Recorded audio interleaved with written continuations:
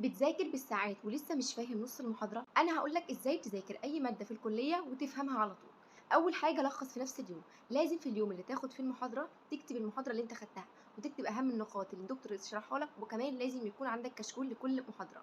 تاني حاجة تذاكر في الوقت اللي يريحك بالليل أو بالنهار، المهم يكون عندك ميعاد تذاكر فيه علشان عقلك يبرمج نفسه على كده.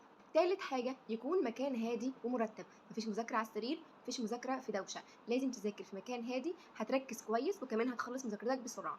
رابع حاجة بتذاكر على حسب نوع المادة، لو المادة حل لازم في اليوم اللي انت خدت فيه المحاضرة تكتب كل الأسئلة اللي الدكتور حلها معاك في المحاضرة وتحلها بإيدك انت تاني، ولو في سؤال وقف قدامك علم عليه بالهايلايتر، والمحاضرة الجاية اسأل الدكتور. طب لو المادة نظري اقرأها قراءة سريعة وبعدين امسك كل سلايد وافهمها كويس جدا وتطلع منها أسئلة، وغالبا الأسئلة بيكون من العناوين الكبيرة اللي موجودة في السلايدز. خامس حاجة تذاكر بعقلية الدكتور، يعني وانت بتذاكر كل سلايد تفكر ازاي الدكتور هيجيب سؤال من السلايد دي، بحيث ان انت بعد ما بتخلص الشابتر بتلاقي نفسك طلعت اسئله على الشابتر كله. ده بيسهل عليك جدا ايام المراجعه وايام الامتحانات، وكمان بتلاقي نفسك ان 70% من الاسئله اللي طلعتها هي الاسئله اللي موجوده في الامتحان.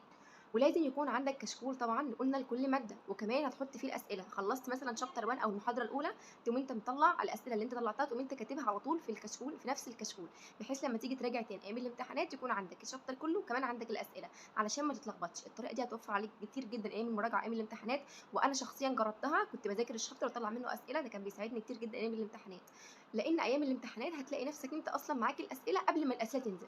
طبق الحاجات دي من اول محاضره تبدا ان انت تاخدها، هتلاقي نفسك بتوفر عليك وقت كبير جدا في المذاكره وبتخلص بسرعه، وكمان بتوفر عليك وقت كبير جدا ايام الامتحانات وما بتخليش ان في حاجه صعبه عليك، فبالتالي بيكون عندك وقت كبير ان انت تعمل حاجات تانية غير المذاكره. فلو عجبك الفيديو ما تنساش تعمل فولو واستنى الفيديو الجاي، وتكتب لي في الكومنتس حابين الفيديو الجاي نتكلم عن ايه.